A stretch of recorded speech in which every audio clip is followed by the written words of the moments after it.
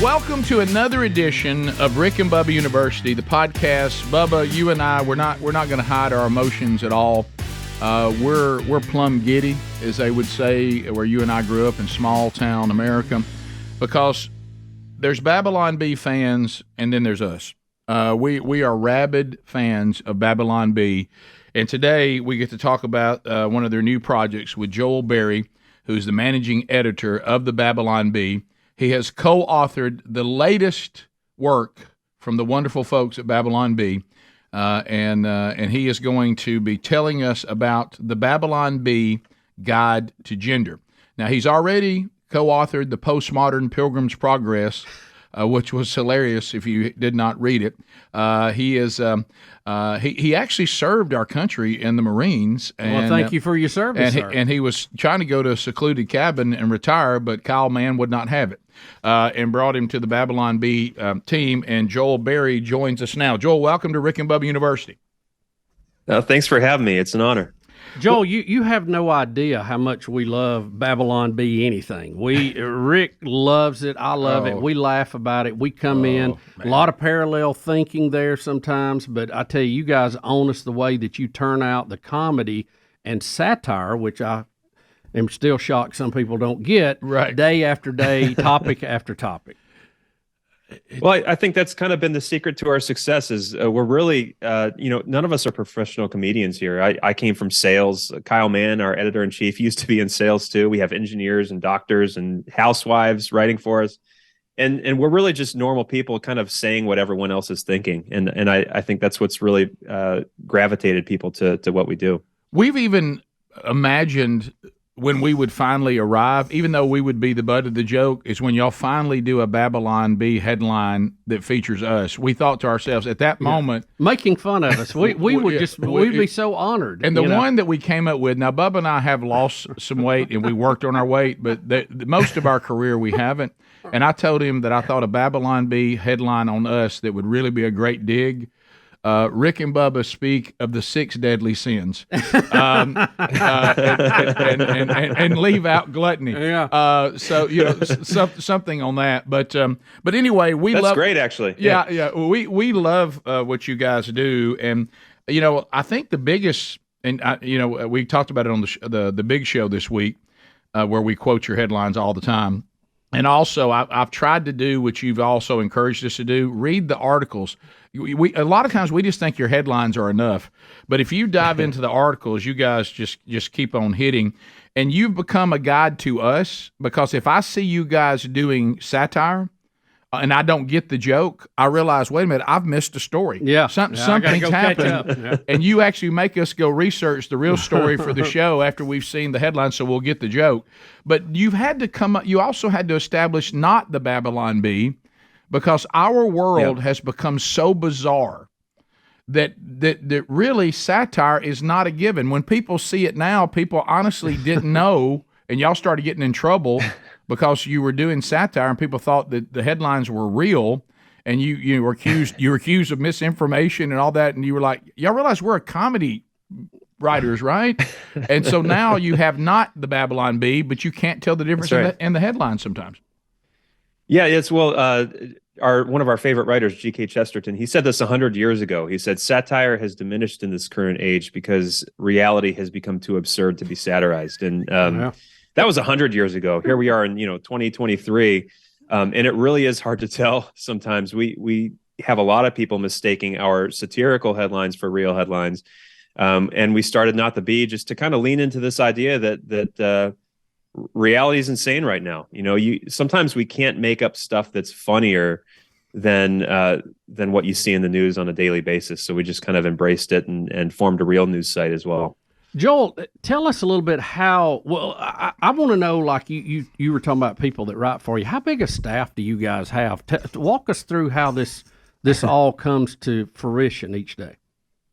Yeah, well, it's kind of funny. It's myself, it's Kyle Mann, the editor-in-chief, and we have a couple assistant editors, and beyond that, just a bunch of regular people around the country that we kind of crowdsourced that started out as Bee fans.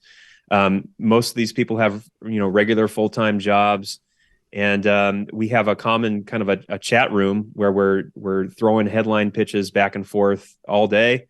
And that's how most of it gets done. I mean, most of us, including myself, started as Bee fans.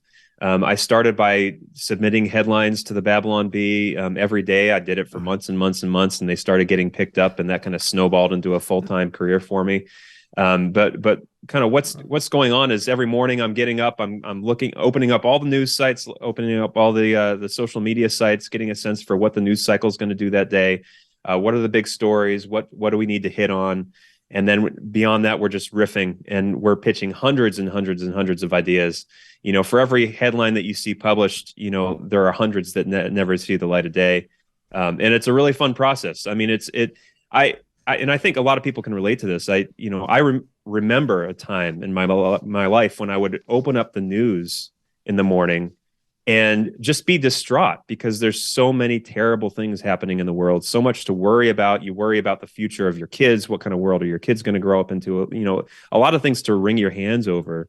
And when you switch your mindset to this thing of, okay, what is funny about the news? It's really fun. It's really healing. I think it's better for your spirit.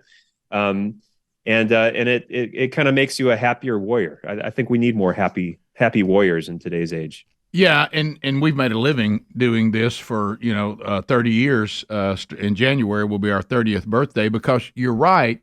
We had a friend that has now gone on to eternity, Mickey Dean, the comedian, and he said it's so true. And he was one of these kind of comedians, and it's similar to what we do and what you guys do. He said, "I don't really write comedy; I just report it because That's great. The world is giving us all that we can stand."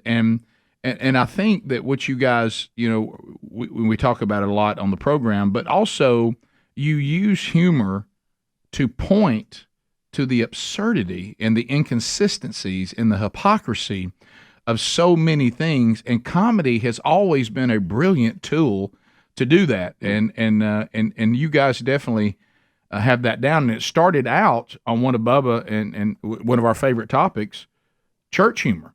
Yeah. And I remember when you guys started cranking out the denominational humor, that a guy that was a friend of mine that is in vocational ministry, and it may have been before you joined the team, but he looked into the headlines and he looked at me and he said, "Whoever's writing this stuff, they know it. They have truly worked in the church. These people have worked in the church. But that's kind of how it started, wasn't it? It was denominational church humor." Yeah, and that was my experience as well. I remember my first exposure to a Babylon Bee headline. I started working for the Bee back in 2019, but the Bee was started in 2016. It seems like it's been around a lot longer than that. Yeah. But my first headline, I remember I was just scrolling through Facebook, I think, and I saw this headline that was "Holy Spirit unable to move through congregation after the fog machine breaks." And that's just such a classic. And you get it immediately, and you think, who are these people writing this? Because for one, it's really funny, right? And it's clearly written by somebody from this world, from this weird kind of Christian evangelical world that I'm so familiar with. And that's something people had never seen before, really funny writers who could make fun of Christians in a good-natured and loving way. Because, when you see Christians being made fun of most of the time in the culture, it's coming from people who don't understand Christianity or hate Christianity. Right. And this was something new and different. And it was kind of an overnight success. I think within a few weeks of the Babylon Bee going online, the stories were already going viral. Most of it was church humor. And then, as we all remember, in 2016, Trump was elected, and there you go. There was kind of a huge, big conversation in the evangelical world of, can evangelicals support Trump? Should they not? There were a lot of arguments over that, and the other thing that happened was a lot of comedians at that time lost their sense of humor. I mean, the late night shows, so true. A lot of big time comedians. They got so angry over the politics that they could not tell a funny joke anymore. And so that left the field wide open for us. We made fun of Trump. We made fun of Democrats. We made fun of Republicans, just the whole system. And I think a lot of the cultural sacred cows, these philosophies, these ideas that are kind of spreading through our culture that need to be mocked because they're damaging and they're lies. And so I think we were kind of the first to the game, but what's encouraging to me is I feel like I see more comedians doing that now, and that's I hope that continues to grow. Yeah, we agree. So I just want to be sure I'm getting this right. I think you just said that Bubba and I can send in ideas for headlines. How do we do that? Because I want to get active. We're ready. On that. We're ready. I mean. Yeah. So well, if you subscribe to the Bee, we're completely subscriber supported now. We used to have ads. Social media has suppressed us so much to where it's hard to make money online, and we're subscriber supported. But if you subscribe to us, you can submit up to 4 headlines a day, and that's actually how I started. I started as a subscriber, submitting headlines. Sometimes to my friends, I'll give my email address, and they can send me a few extra headlines if they have them. Look, Bubba's saying that today. Maybe, I'm trying to log on right now. When you were telling me, call me after. Well, when you just said that we can send in headlines, and of course we're going to pretend like we're best friends after today's over. And I know Speedy warned you about that. I hope he warned you properly. And then you told me that your church was doing the Man Church curriculum. And I thought this day can't get any better. I mean, Rick, I saw a glow come off of you. I couldn't believe. So Joel with the Babylon Bee, his church is going through one of our curriculum. I mean, come on. I mean, it didn't get any better. Yeah, than that. It's a match made in heaven. And I'm loving it so far. I'm not a man yet. We just finished the first section, so I'm hoping that I'll be a man by the end. Which one are y'all doing? Are y'all doing the Pursuit? Is that the first one? Yes. The Pursuit. The Pursuit. Yeah, that's the first one. Yep. We have a 5th one coming out in 2024. But I won't chase that rabbit because I could talk about that the rest of the day. But you guys have a lot of fun with men's ministry and your satire, which I think is hilarious. And then, you should. It's funny. It's just funny, y'all. It doesn't mean you really believe it. That Joel, that's the thing that gripes us. Oh, yeah. People have just lost their ability to laugh. Oh no. There's funny things that go on, even if it's in your camp. Absolutely. And we both grew up Southern Baptist, so there's a lot of humor there. So much. We have wore out the can't drink, can't dance jokes, all that. So it's good. funny stuff. But in politics too. I mean, whether you love Trump or don't like him, you got to admit he's funny. Oh yeah. And there's so many great things. And if you have a joke, it doesn't mean you dislike him. It just means it's funny. That's all. Yeah. I think the reason that Christians were the butt of the joke in culture for so long was because we took ourselves so serious, and we couldn't abide a joke. And I think what we're seeing now is there's kind of been this switch that's taken place to where we see a lot more of that behavior, I think, on the progressive left, where they can't take a joke. They're very serious. They're very self-righteous, and that's when you become ripe for humor. Is when you take yourself too seriously. That's going to be the Babylon Bee's target automatically. Oh yeah. Let me give you a headline, and you can have this one. Okay, talking about, because there's a lot of humor in churches' attempts to reach and disciple men. Men leave men's conference convinced that Jesus played football. There's always a football illustration. All the time. All right, we'll come back. We're going to talk about. I'm imagining a parable. Jesus probably would have told a parable about football. Right, that's true. But he probably wouldn't have tried to force scripture down on football stories. But we'll come back. Joel Berry with the Babylon Bee. We'll talk about their latest project, and you're going to love this one. It is at the forefront of our culture right now. When Rick and Bubba University, the podcast, continues. This is the Rick and Bubba Show. Watch more at blazetv.com/Rick and Bubba. Rick and Bubba, Rick and Bubba. Joel Berry, managing editor of the Babylon Bee, is our guest today. We kind of figure it's the greatest job in the world outside of ours. I think it's hard. I thought we had the greatest job. I think Joel may. All right, so we never thought, Joel, we never thought that we would be living in a time that something as simple and straightforward as gender would become something that people can't quite grasp. And the simplicity of gender and what we call it the peep test. I mean, you peep, you either do or you don't, and that's kind of where it ends with us. Right, and on the left or the right, it seems that it's never enough. Even when the left says follow the science, then they'll say except when it comes to gender.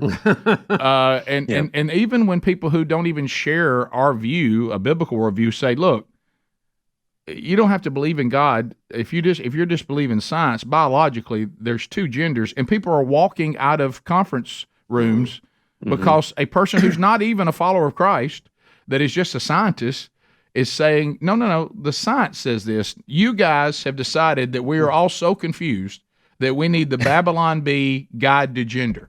So tell us about this wonderful project. Yeah, so we have this guidebook series. A couple of years ago, we wrote the Babylon Bee Guide to Wokeness. Last year, we wrote the Babylon Bee Guide to Democracy, and this year it was the Babylon Bee Guide to Gender, and it felt very natural for us. I think these are things that we're already joking about all the time anyway. It's very much kind of central in the conversation in the culture right now, so it seemed very relevant. It's fun to write a book because, the content on our website, our headlines and our articles, are a very specific format. We're very restrained in kind of the voice and the things that we do and say on the site. Whereas the book, we're just kind of, we get to unleash our writers and we get to be as immature as we want to. And that's what I always say is you'll see our writers at their absolute most immature in this book.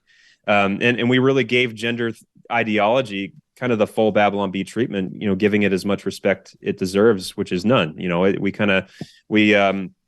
start the first two chapters. We talk about men and women. Those are chapters 1 and 2. And then after that, we kind of dive off the diving board into the absolute insanity that is gender theory. And I don't know if it will give any clarity to the situation. I think it's more making fun of the lack of clarity around it. It's just complete anarchy in this book. Well, and doesn't it feel that way though on the topic? I mean, and what I was wondering, you guys have been in the crosshairs like we have of every mob that there could possibly be. But when you get to this particular mob, I will tell you, and you guys probably already know it, and I don't know if you're getting anything on this yet, if they've discovered what you're doing, but it can be one of the most angry mobs of all mobs. And just that's kind of been my experience, our experience. Are y'all getting some pushback already? Yeah, we do. It's kind of almost in the background noise for us. We just get so much of it. Right. Because it is like a religion. It's almost a cult, and the people who are devoted to it are extremely devoted to it, as if their lives depend on it. And a lot of them are, there's a sad side to it too, because a lot of the adherents to this ideology are extremely broken people and have a lot of damage and hurt in their own lives. And so what you see in a lot of these mobs is a lot of mental illness and a lot of lashing out, as a result of this lie that they've swallowed. And we talk about it kind of being anarchy and insanity, because that's what happens when you unmoor yourself from the truth. I mean, it goes back to like the classic showdown between the Creator and Lucifer back in Genesis. When Lucifer said, "I will be like the Most High. I'm not going to let my Creator define who I am. I'm going to define who I am." Right. That's kind of been the central struggle in humanity ever since, and it's taken different forms. But in today's culture, gender theory, that's kind of the latest form of this age-old struggle, this idea that, I am not going to allow my Creator to define who I am. I'm going to be my own God. I'm going to define myself. And it leads to all kinds of just absolute insanity. Yeah, there's a sense, and we're seeing this with some of these woke pastors, which y'all have a blast with as well, and have been very, very, very willing to point out the hypocrisy and the inconsistency of their. A lot of them. I mean, I don't think it's over the top to call them heretics and apostates, and you guys point that out. But it's almost like there's certain people out there that think that God, the beginning and the end, needs a PR agent, and they're going to be the ones to do it. And they're going to go out and say, look, God needs a public relations agent, and I'm going to tell you, God, you got to change this. You got to change how you do that, and I'm going to present you in a way that's a little more palatable. You probably need me. And when you said this, and you guys have said it, when truth becomes offensive, Now we really have a problem now in this particular topic. Gender dysphoria has been around. It's in the textbooks. It's in a very small percentage of people, and we should have compassion for those people. But what we're having now is something as serious as gender dysphoria has become trendy. It's become mod, like we're talking about a new haircut or a new fashion statement. A new fashion statement or the latest tattoo. And they don't understand the seriousness of this, and I think this book can maybe sometimes help for people to go, what in the world am I doing? What am I thinking? Because we're told to follow the science on everything else. Yeah, and there's nothing more basic than chromosome XXXY. Right, and I don't know how we have come to. We're going to decide what that is now. Whatever happened to compete in sports even takes it to a whole nother level. Oh yeah, now you crazy. You really lost your way now. How does whatever happened to? And I thought the left of our world always loved this. Whatever happened to? Hey, you just be you're you, and you're great. You're great just like you are. I mean, I know that can lead to thinking you don't need redemption and you don't need to repent of anything. I know that can be negative, but it's almost like the same people that kept telling everybody just to be who you are have now decided we don't know who you are. Maybe you can figure out something be something different than who you are. Yeah, and the idea too that it relies on very like regressive gender stereotypes too. Like if you're a boy and you don't like the color blue, then maybe you're a girl. And then you have to physically alter your body to conform to these gender stereotypes. It's this weird, bizarre inversion of what kind of the left has always been about in the past. Like you said, you do you and be who you are and be confident in who you are and all that stuff. It's just this weird inversion of the lie. And in the book, the funny thing about it all is that we didn't have to exaggerate any of this very much for it to read like satire. I mean, if you go through the book, a lot of what you'll see is just a straight retelling of this ideology, and it comes across as a joke. Like you said, we're not joking about the news. We're just reporting the jokes. We're not writing the jokes. We're reporting the jokes. Yeah. All right, we'll come back. We'll finish our conversation. We got more to come, and we'll tell you more about the book, and then we'll talk broader about the state of things and the Babylon Bee's role in it with Joel Berry when Rick and Bubba University, the podcast, continues. Bubba, breaking a bad habit is always a good thing. There's nothing wrong with that. Why did you look at me when you said that? I'm not looking at you. I might have been looking at Joel. But when someone says, I tell you what you need to do, just stop what you're doing, you need to quit cold turkey. Well, sometimes that works, but a lot of times it doesn't. And instead of, taking the habit that might be bad, maybe you just find a way for that habit to not be bad. And Fume is here ready to help you with that. It's not some weird mind, whatever, or something that your crazy neighbor says you just have to do. We're talking about Fume. They've looked at the problem a little different. And what they're saying is Fume is innovative. It's already been award nominated. It's a device that instead of electronics, Fume is completely natural. Instead of vapor, it's flavored air. And instead of harmful chemicals, Fume uses all natural, delicious flavors. And if you're like me, somebody that likes to fidget, it's a great fidget toy as well. It's a habit you're free to enjoy, and it makes replacing the bad habit a little more easy. The taste is wonderful. Much more flavorful than you might even imagine. It's well weighted. It's perfectly balanced. It's a lot of fun to fidget with. Like I said, it's made of real wood. You feel kind of cool using it. So stopping is something we all put off because it's difficult. It's hard. But switching to Fume is easy. It's enjoyable and even fun. So Fume has served over 100,000 customers, has thousands of success stories, and there's no reason why the next one can't be you. So here's what you need to do. Head to this, tryfume.com. That's TRYFUM. It's pronounced Fume, but it's spelled FUM. Tryfume.com. Use our code RickBubba, put our names together, and you'll save 10%, and you'll get the Journey Pack today. That's Tryfume, and use .com, our code RickBubba, for an additional 10% off your order. All right, so we're talking with Joel Berry, He's the managing editor at the Babylon Bee, and if you've listened to the Big Show during the week, we go on and on about our love of the Babylon Bee and the wonderful work they do.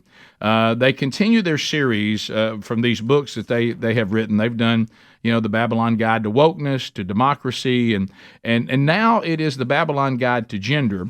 And I'm looking, Joel, at some of the topics. You say, what is a man, what is a woman? You told us those are the first two. But then you get into chapter 3, how to pick your gender. And did you ever think that you would be writing this and someone go, well, that's so absurd, we can't even do comedy on this because nobody's going to get it? But as you said, here it is. You don't even have to exaggerate, really. Yeah, you don't. We have something that we call the genderator. So you can plug in some information about yourself, and you can determine what your gender is.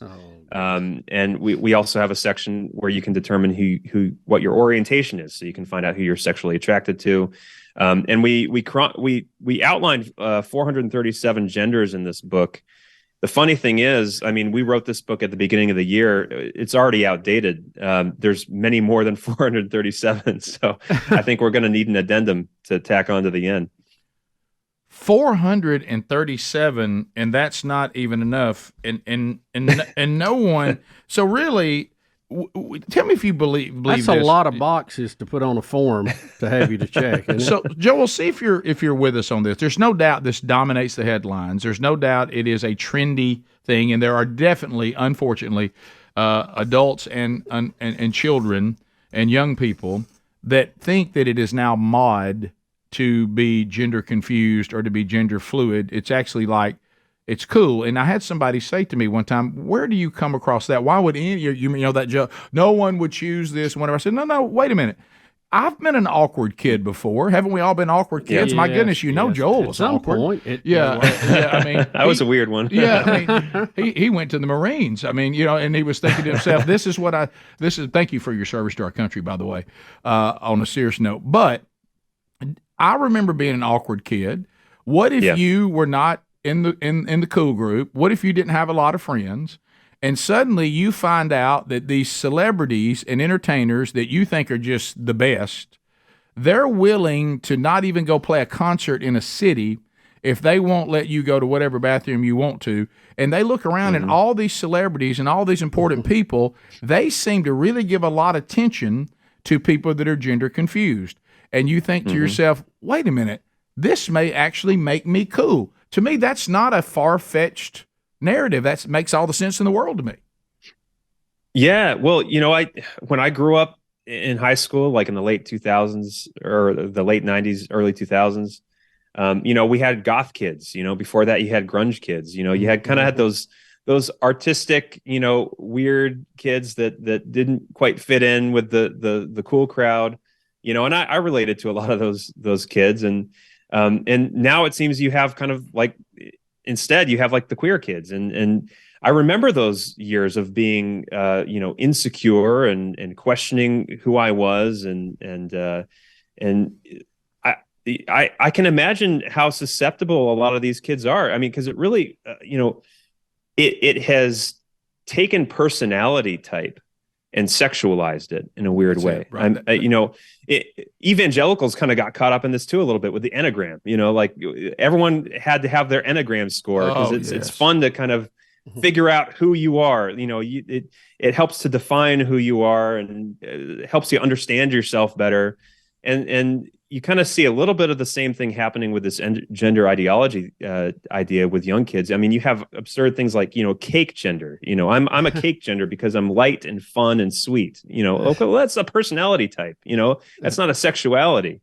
And so, it is absolutely a fad. But the terrible thing about it is it is attached to this medical industry now that is prescribing pharmaceuticals, that is making kids it's altering their physical bodies irreparably for life. A lot of us remember our awkward, teenager stage, and you grow out of it and you move on, and a lot of women grow up and they're tomboys. They grow out of it and move on. You can't grow out of a mastectomy, And so that's the thing that is, I think, most frightening about the whole movement, is that there's this very powerful industry that's making billions off of preying on young kids. Joel, let me ask you this. At what point, and I've not been able to identify it, maybe you can, where the educators in our country decided the way to break through to the young people was to bring in a drag queen for an hour? Wow. Is that not the most bizarre thing? Can y'all imagine ever being in a meeting where that idea would even get off the ground? Yeah. It's odd. It just seems like it's something that happened to us. Like, who made this decision? With the teachers, it was just kind of thrust upon us, and we're all supposed to accept it. And it happened so quick. I think that's what so many people are caught off guard over with this stuff, is it happens so quickly, and overnight you're supposed to pretend like this has always been normal. And I think it isn't it the ultimate. We use this analogy. I know it's overused, but it's so true. Isn't this the ultimate? We're living. The emperor has no clothes. I mean, it's or like, he does, and he's dressed as a woman, right? But we, like you said, I think there's a large number of people like us that say never. You're never bringing me over. And then there's the people that say, I actually think this is great.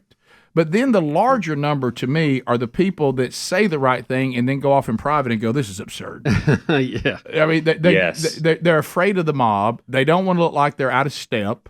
And they will not say the emperor has no clothes on. Yeah. Well, I encounter that just meeting Babylon Bee fans. I encounter it a lot with pastors. I mean, I don't want to shame pastors on here or anything, but I am always shocked by how many pastors secretly share Babylon Bee headlines with each other and laugh at Babylon Bee headlines, but they will never, ever make a public stand on this stuff in their churches or before their congregations. Oh, they get run out of town. Exactly. They probably can't even lock you. They'll get in trouble. Right. There's a lot of fear out there, I think, in terms of, what will happen if I make this public stand? What will happen to my church? What will happen to my attendance? So I think that's the most troubling thing, is the people who know the truth and are afraid to speak up. And that's our hope at the Babylon Bee is that, in addition to being entertaining, is that I think laughter also brings courage as well. And the more we're laughing at this stuff and realizing how ridiculous it is, I think the more people will have the courage to stand up and laugh too. Well, you mentioned the pastors and people that are in vocational ministry. I have a group text that includes more than one worship leader, and I fire off y'all's worship leader humor, and they will just simply send back, ouch. I mean, because they know these stereotypes. Because, like Bubba and I've said on the show, stereotypes are not funny unless they have some truth in them. And and so you got to have a little in there. Yeah, there's we're as comedians and comic people, we embellish on a stereotype, but it's not funny if it doesn't have some truth in it. That's right. It's got to have a seed of truth. And I was a worship leader. My editor-in-chief, Kyle Mann, he was a bass player. I knew it. In a worship band. I knew it. All our bass player jokes, he's the butt of those. Well, all right. So that makes sense. Yeah, the bass players have more time because they're not hitting as many chords. When he says bass player just discovered his amp has been unplugged for 23 years. That's gold. That's it, yeah. That came from Kyle Mann, didn't it? Absolutely, it did. Yeah. Well, and you're right. A lot of these jokes are funny because they're true, and that's the power of what we do. Is that we're putting these things out there. We're speaking to the culture in a unique way, and when you laugh at a joke, even if you don't agree with the central point the joke is making, I think you've made progress there. That you've kind of subconsciously and involuntarily acknowledged a truth. And some of my most rewarding moments is when we get mail from leftists or even from atheists who will admit to us that they begrudgingly conceded a point that we made because it was delivered in such a witty way. Okay, and so that's the kind of the power that we're of what we're doing is we're helping to let people people's guards are down when they're laughing, and those who might not read a long book or a 12-page think piece on a subject might have their minds changed by a joke.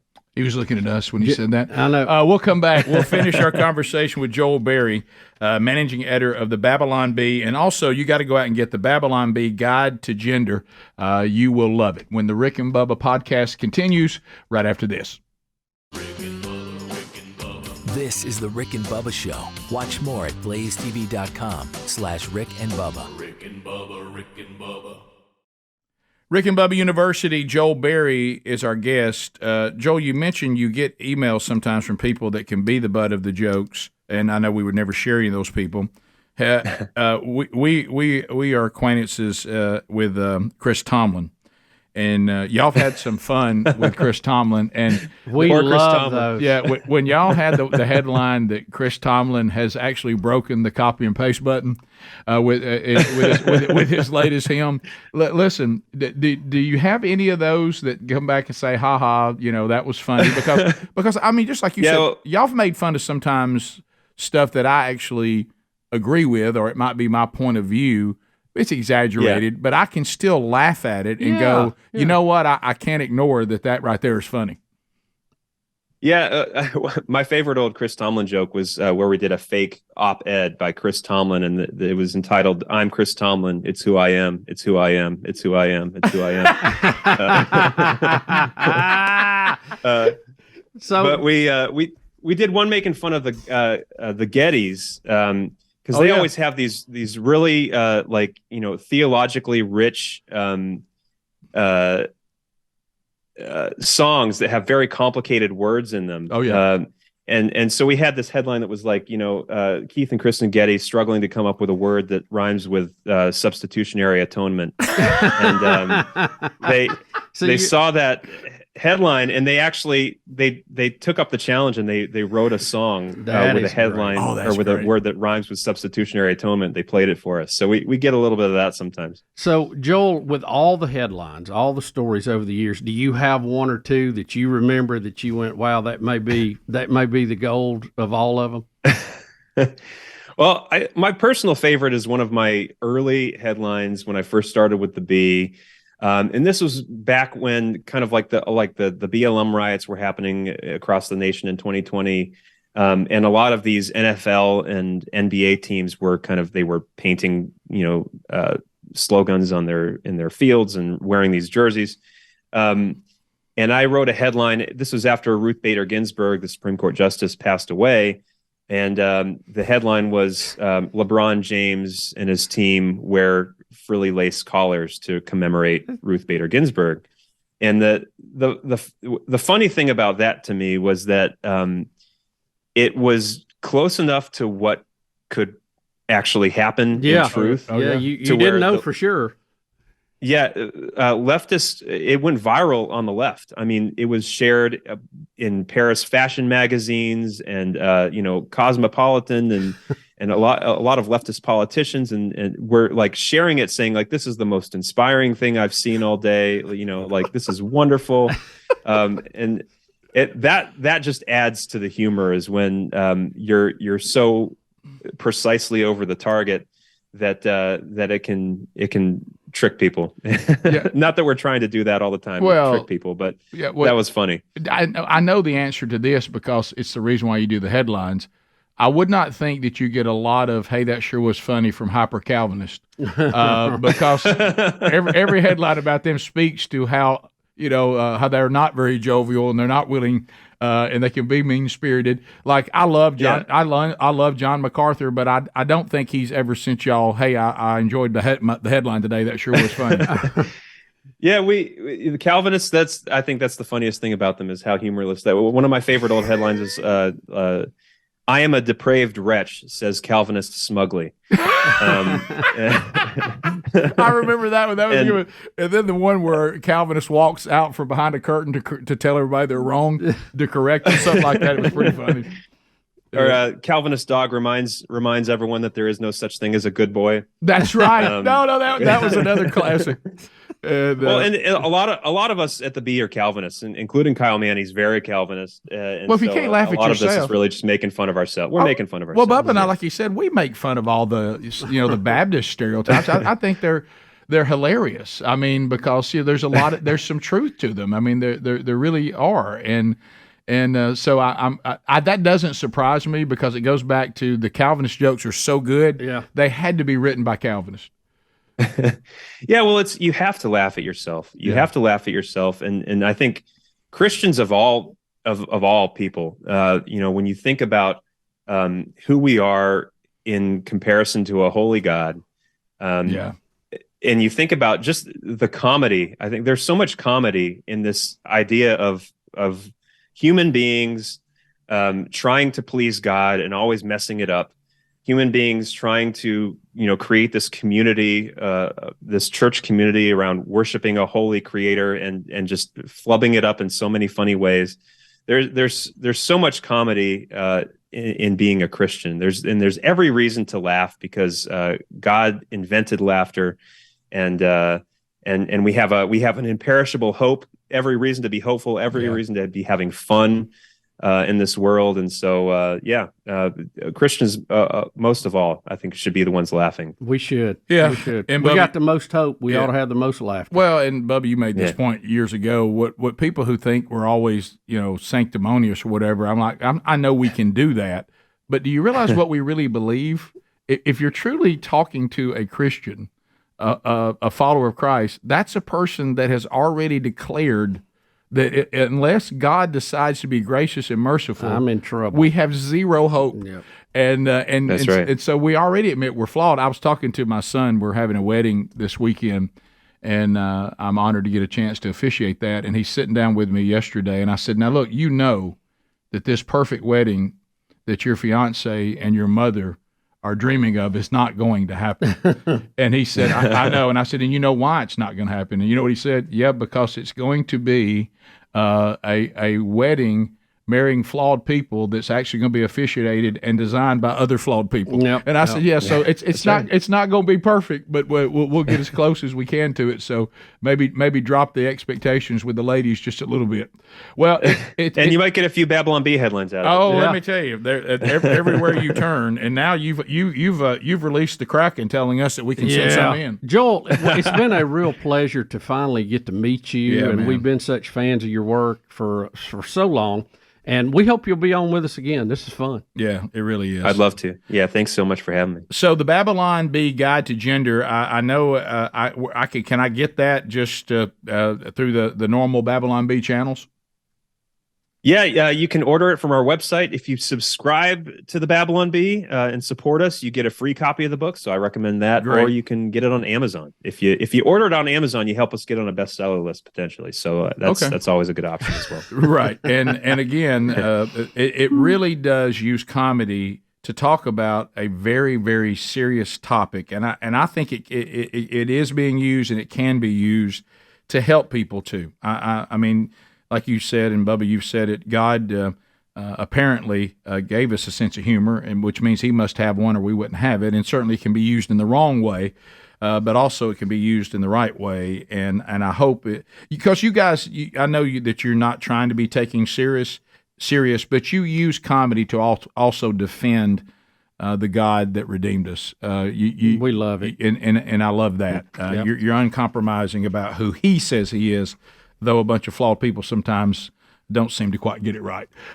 So thank you for taking time to be with us. Thank you for what you guys are doing. You got two big fans here and millions of fans all over the country as well of what you guys are doing. So and stand by for headlines. Stand by for headlines coming, Send them in. coming from Rick and Bubba. And you can give me your feedback on the Man Church curriculum.